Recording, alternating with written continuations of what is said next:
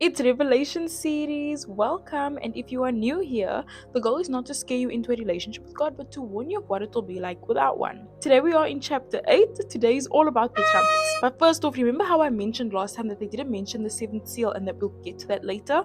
Now is later. Seventh seal. Prelude to the seven trumpets. When he opened the seventh seal, there was silence in heaven for about a half an hour. And I saw the seven angels who stand before God, and to them were given seven trumpets. So picture this, right?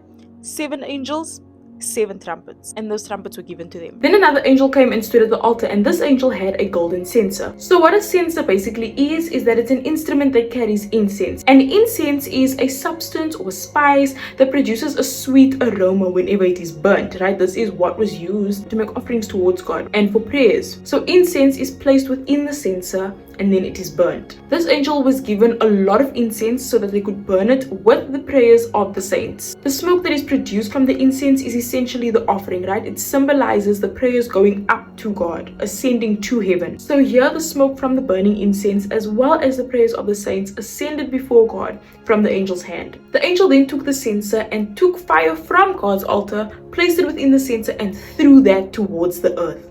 So this is basically judgment. Judgment is starting now. And there were noises, thunderings, lightnings, and an earthquake. So the seven angels who had the seven trumpets prepared themselves to sound. First trumpet, vegetation struck. The first angel sounded their trumpet, and natural disaster started. Hail and fire that was mingled with blood was thrown towards the earth. And a third of trees were burned up, and all of green grass was burned up. Second trumpet, seas struck. The second angel then sounded their trumpet, right? And something like a mountain that was burning with fire was thrown into the seas of the earth. A third of the sea then became blood, and a third of the living sea creatures died, and then a third of ships were destroyed. Third trumpet, the waters struck. The third angel then sounded. This led to a great star that was burning like a torch, falling from heaven onto a third of the rivers and the springs of water. The name of this star was wormwood. Wormwood is a bitter plant, and so what this symbolizes is bitterness and judgment and sorrow coming upon the earth. A third of the waters became wormwood, and many men died from the water because it was made bitter.